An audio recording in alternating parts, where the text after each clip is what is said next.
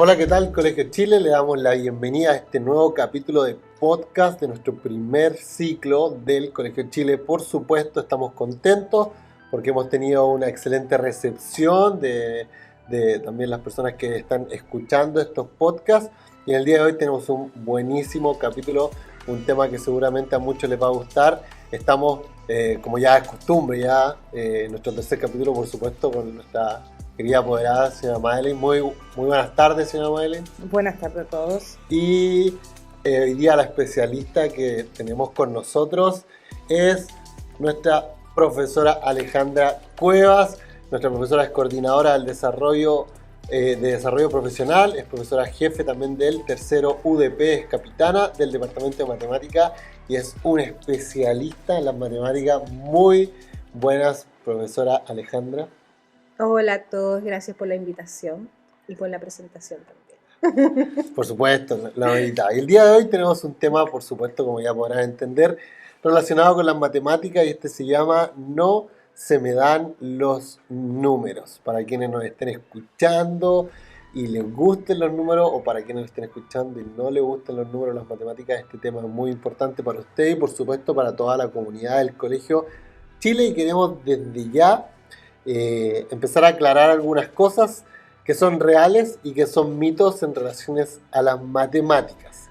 El primer punto que queremos hablar es que si es verdad o es un mito que las matemáticas, para las matemáticas hay que tener algún tipo de capacidad especial hacia los números. Falso. Falso, totalmente falso. Falso, totalmente falso. Cualquier niño tiene la capacidad de aprender matemática y de comprender los números. Todos tenemos la capacidad de hacerlo. Lo que hay que hacer es desarrollar las habilidades que nos van a permitir trabajar con los números. Así como tenemos que desarrollar las habilidades para la comprensión lectora, también hay que desarrollar habilidades para el trabajo en la matemática. Entonces va a depender en cierta medida del apoyo que se le dé al niño, de la estimulación, también del respeto por el ritmo de cada uno, porque todos tienen diferentes ritmos, y de comprender también en qué etapa de desarrollo está, y de utilizar distintas modalidades de enseñanza y de aprendizaje.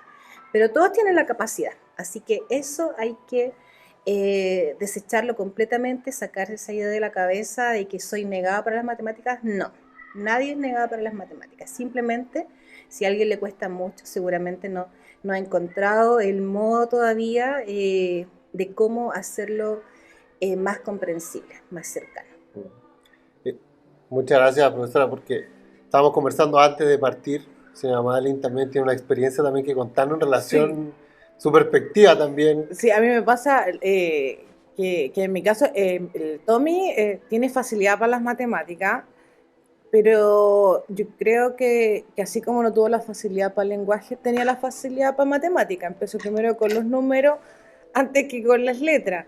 Pero en mi caso, así cuando yo era chica y hasta el día de hoy, tengo problemas con las matemáticas. No se me da, no encuentro la lógica o el juego para poder hacerla. Siempre me ha costado. Pero en el caso de mi hijo, como lo que hablábamos antes, él no le tomó como odio a la matemática. En cambio, para él le encanta. Y una cosa que sirvió mucho que nosotros hicimos, que él empezó a jugar ajedrez desde muy chiquitito. Y como que hay algo en el ajedrez que estimula para que tengas facilidad con los números. Porque muchos podríamos pensar que podría ser un tema como generacional. O sea, es que mi familia es mala para los números. Entonces yo también, pero no es el caso. No es el caso. No, aparte que mi familia, por decir el papá del Tommy, es completamente matemático y químico. Claro. Pero en el caso mío yo soy completamente humanista y cuando ha tocado que tiene que prepararse por alguna prueba, él me tiene que explicar cómo enseña. Pues también estábamos hablando del tema de que antes enseñando de una forma y ahora enseñan de otra que es mucho más didáctica.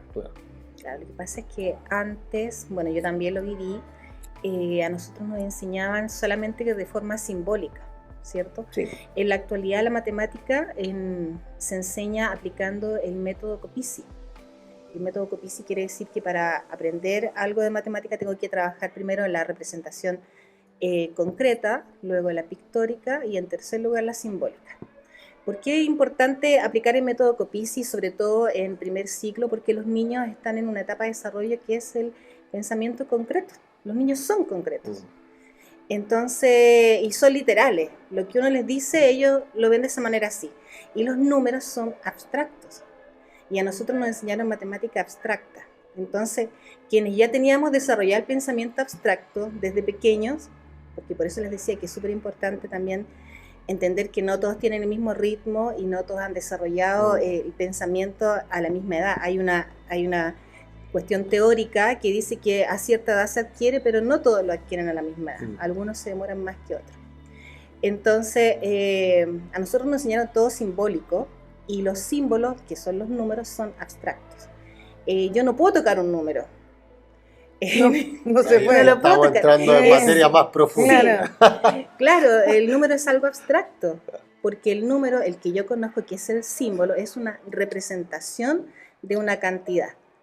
Entonces, a los niños que les cuesta todavía, que no tienen desarrollado ese pensamiento más abstracto, necesitan concretizar ese número. Palpar el número. Palparlo, tocarlo. Por eso es importante trabajar con material concreto.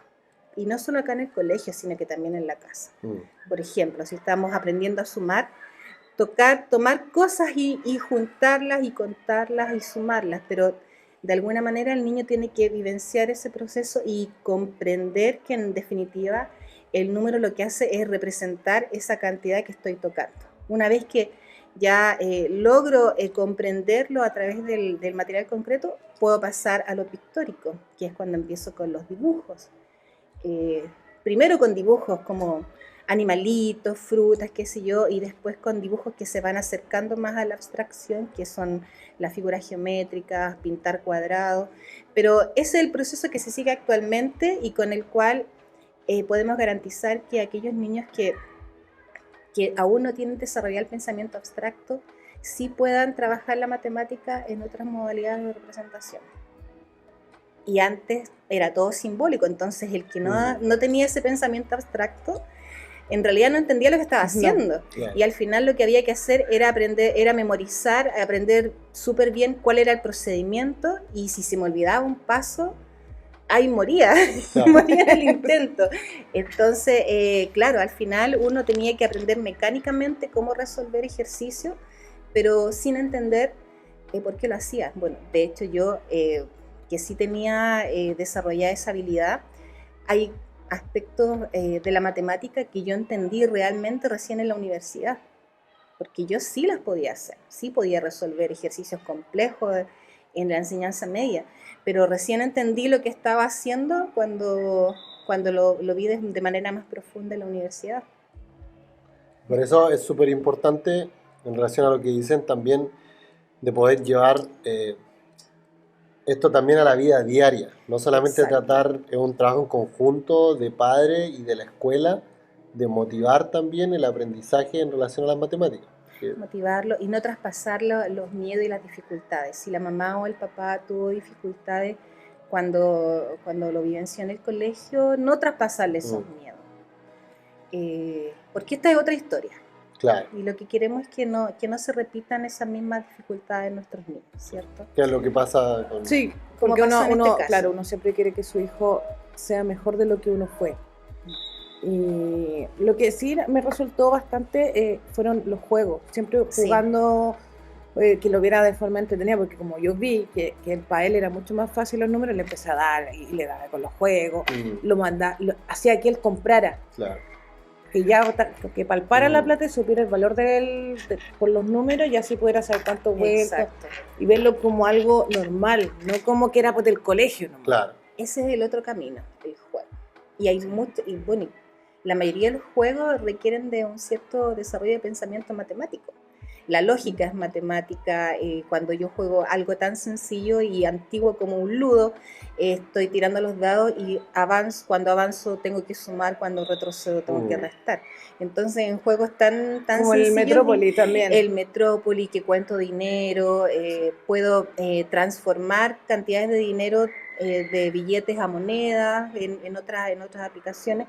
Entonces en todos esos juegos yo estoy también trabajando el pensamiento matemático. Así que es súper importante también desarrollar las habilidades matemáticas a través de los juegos que tenemos en la casa. Las cartas que andan los niños ahora utilizando, que de repente solamente le dan importancia a los monos, también pueden servir como medio para realizar algunos juegos matemáticos. Así que sí, excelente camino. También el juego es súper importante en el aprendizaje de la matemática. Entonces, para tranquilidad de todos los que nos escuchan, no hay un super don que alguien nazca, sino que también es una habilidad que se puede desarrollar. Hay esperanza para todos quienes piensan que no va tan bien, en base a esfuerzo, por supuesto, y aprendizaje en conjunto de los padres. Se puede lograr. Ahora, obviamente, al igual como hay niños que tienen necesidades educativas especiales y tienen dificultades en el campo del lenguaje, también hay en matemática. Pero ahí estamos hablando ya de casos en que los niños, en realidad, más allá de no poder realizar una operación, no pueden comprender lo que es un número. Y cuando ya son ese tipo de casos, son diagnosticados y están en el espectro de la discalculia, que son los trastornos. Hay trastornos también relacionados con las dificultades para el aprendizaje de la matemática, así como en el lenguaje, pero que al parecer son menos comunes o están infradiagnosticados, que no se le ha dado quizá se le da más el énfasis al lenguaje que a los cálculos, a las dificultades de cálculo, pero sí existe y es diagnosticado y requiere de un trabajo especial de acompañamiento para la ese diagnóstico también lo determina un especialista. Exacto, un especialista. No es que alguien pueda decir, yo creo que mi hijo... Idealmente un especialista tiene que dar una alarma es que en realidad el niño uno le hable del 8, está, no sé, tercero básico y haga cualquier otro número, o sea, que no sea capaz de responder un dictado, por ejemplo, que haga cualquier número, o que el 1000 lo haga con 10 ceros, por ejemplo, cosas de ese tipo que son como muy extrañas y que se manifiestan con distintos números. Podríamos hablar de una dificultad con el cálculo y que tiene que ser diagnosticada.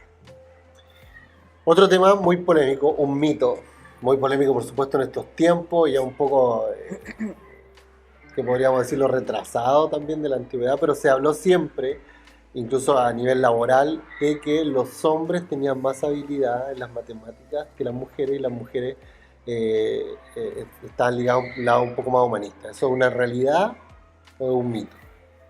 Sé que no hay que explicarlo, ¿no?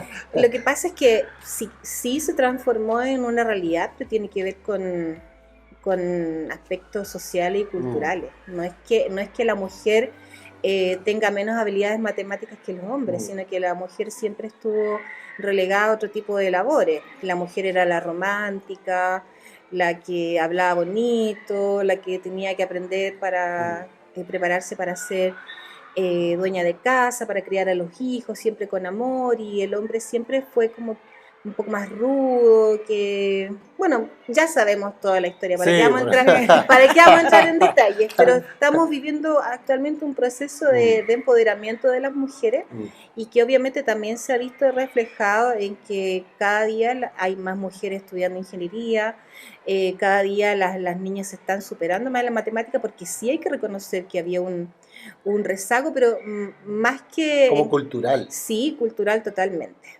Y que se manifestaba, por ejemplo, por dar un ejemplo súper concreto, acá en los campeonatos de cálculo mental teníamos siempre los primeros teníamos más clasificados varones que niñas, y cuando las niñas lograban llegar a etapas más avanzadas, les costaba mucho enfrentarse al público. Pero ya... desde el año pasado se ha visto que estamos más parejos, o sea, cada vez se está equiparando más la participación de las niñas en relación a los varones en las matemáticas, pero es totalmente un tema cultural y, como decía recién, las mujeres se están empoderando, ya sabemos todos que tenemos las mismas capacidades que los hombres, así que esto tiene que no solamente regularse. Confianza. Exacto. Tienen que creerse que sí pueden. Exacto. La mujer tiene que creer y estar consciente de que tiene las mismas capacidades que los hombres. ¿Sí? O sea, para los que escuchan, por favor, que quede súper claro que esto es un mito. Es más que un Totalmente. mito. No, sí, porque también Totalmente. estaba que en mi época se decía que a la mujer se le desarrollaba más un lado del cerebro y que por eso también era más humanista que el hombre. O sea, hay que reconocer que no somos iguales. No, No somos iguales, tenemos nuestras diferencias de física y también, pero no intelectuales. Claro, Porque, eso es, sí. no intelectuales. Tenemos de repente sensibilidades, pero es que también tiene que ver con con lo que se ha desarrollado en cada uno de los géneros. Claro, y es súper importante también en la casa estimular de que, o sea, al final pueden lograr lo que se propongan. O sea, Exacto. no hay ninguna... Puede lograr lo mismo que los hombres y esperemos que la sociedad también se vaya a esto equiparando, y que las mujeres ganen el mismo sueldo que los varones en algunos trabajos, pero hay muchas diferencias todavía, culturales y sociales, pero de todas maneras las capacidades son las mismas. Y así que hay que tener súper claro eso y promoverle a las niñas que tienen las mismas habilidades y que se atrevan y que pueden hacer todo lo que quieran. Así como lo que- vemos ahora también en el campeonato de fútbol. Exacto, También, Sí. sí. exacto, como tenemos cada día más niñas jugando Sí. fútbol y que ya no es algo exclusivo de los varones, De verdad. no es algo exclusivo de ellos, ellas también pueden jugar y además juegan juntos, porque tampoco es que solamente hayan equipos de hombres y de mujeres, sino que también tenemos equipos mixtos. Claro, Sí. se puede trabajar en conjunto. Exacto. Y yo personalmente soy una persona que no se le dan los números. O sea, no es que no se le den, pero nunca, no he sido amigo, no algo, No es lo tuyo. no algo de mi gusto, claro, no algo de mi gusto. ¿Y por qué a uno se le genera, aquí todos podemos por supuesto opinar, esta aversión a los números? Si es que usted, profesora, pudiese decirme un poco. Es que tiene relación igual con lo que hemos hablado. O sea, si a mí desde chico me están diciendo que la matemática es difícil y que cuesta y que, ay, cuando te enseñan las tablas, que cuando te enseñan... Porque uno ya sin querer, bueno, no en mi caso quizás, pero sin querer de repente va transmitiendo esos prejuicios en relación a la matemática. Y obviamente esas cosas van generando una aversión, ay, cuando nos toque esto, qué terrible. Pero también la aversión puede estar relacionada con el hecho de que, claro, les cuesta, porque no tengo, sobre todo cuando la metodología de enseñanza quizás son muy abstractas, obviamente a los niños les va a costar un poco más. Y aquellos que no tienen todavía desarrollado ese tipo de pensamiento, va a ser mucho más difícil. Por eso es importante los tipos de enseñanza que se utilicen, y el contextualizar y aterrizar la matemática, porque al final la matemática está relacionada con la vida cotidiana. Claro. Que era justamente lo que hablábamos en un principio, o sea, qué sencillo hubiese sido para usted, señora Maylen, traspasar lo que quizá de una forma experimentó en su etapa escolar con su hijo, pero decidió también romper con eso. Sí. Y también qué importante a los padres... Por lo mismo que dijo Alejandra, que la matemática es a diario. Entonces yo me enfoqué en que él tenía que sacar esa parte, más allá que también me enfoqué con el tema del lenguaje, eso ya lo habíamos hablado anteriormente, y vi que se le dio y le empecé a reforzar más, y hacía hartos, por decir, hacíamos juegos mentales también. Que pueda calcular de forma mental, no sé, así como que... Cálculo mental. Cálculo mental, se imaginaba que tenía la pizarra aquí adelante de él y hace entonces escándalo. Y también hay otro tema que es el cómo a uno le enseñaron cuando chica, que fue a través del reto, porque para qué estamos con cosas, si antes la enseñanza no era así como ahora, que es más delicada a lo que eran los tiempos de uno, donde tienes que aprender y tienes que aprender, aunque te costara, pero no sabían el trasfondo de por qué te costaba, entonces ya uno empieza a tener miedo a la materia. Y eso es lo que hay que dejar, que ya no es así la cosa. Sí, y en el fondo lo que hay que lograr es que los niños le encuentren el sentido al aprendizaje de la matemática.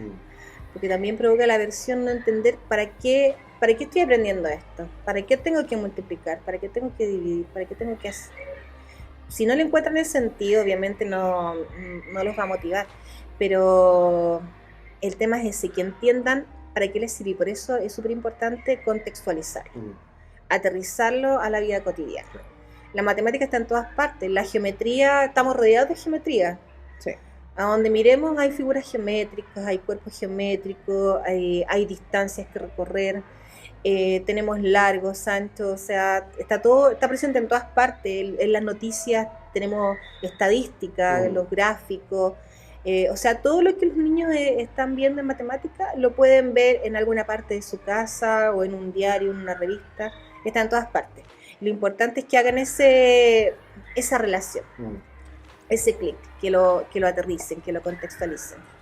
Claro, y algo que por supuesto no vamos a hablar ahora, quizá en un futuro, pero que importante es no pasar las aversiones personales quizás de los padres hacia los hijos, no solamente en matemáticas, por supuesto, por eso digo, este tema ya es, harina de otro costal, pero también invitamos por supuesto a todos los padres apoderados que nos están escuchando a que en ninguna materia y también en ninguna quizás experiencia previa que hayan podido como, que un buen punto tocaste de cómo era el aprendizaje antes.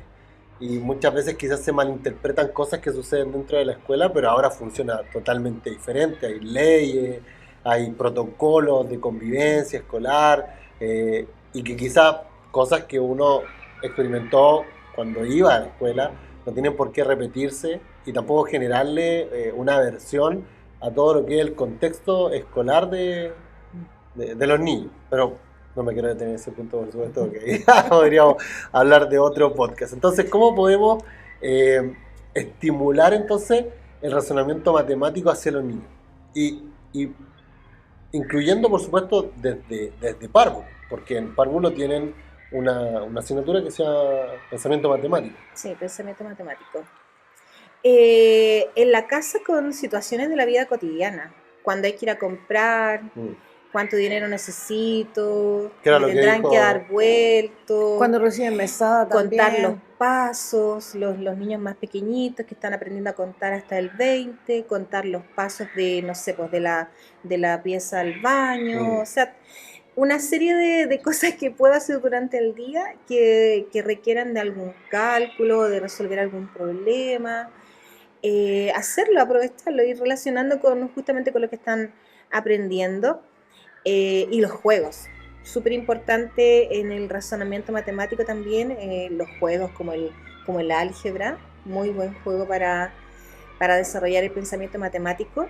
También ahora que están tan en boga los juegos virtuales, hay páginas web con juegos exclusivos para desarrollar el razonamiento matemático, que de hecho yo puedo googlear y hay muchos juegos. De hecho, antes de la pandemia estuvimos también practicando en algunas de esas páginas, pero principalmente yo diría en situaciones de la vida cotidiana. Situaciones de la vida cotidiana y juegos. Como lo que decía la señora Madeline, hablando a través de juegos de mesa, juegos en familia. Sí. Y como dice Alejandra, hay que ocuparlo todos los días en cualquier detalle. Y lo otro que yo, antes que se quedara dormido el Tommy, siempre le hice trabajo matemático. Ya. Porque en la hora, no sé si yo creo que le pasará a la mayoría de los papás que he conversado, en la noche, antes de dormirse, los niños siempre te cuentan todo y están con de otra forma. Entonces yo ahí empecé a hacerle juegos matemáticos. Entonces, tal número, con ¿cuánto va? Y empecé a jugar, así se aprendieron las tablas. Y empezamos, y ya después iba a dormir. Entonces no lo hacíamos para estudiar, sino que lo hacíamos porque yo le decía, ¿viste que sabía? ¿Viste que? Entonces, y seguíamos, oye, pero podíamos ponerle un numerito más. Y ahí empecé, empecé a probar.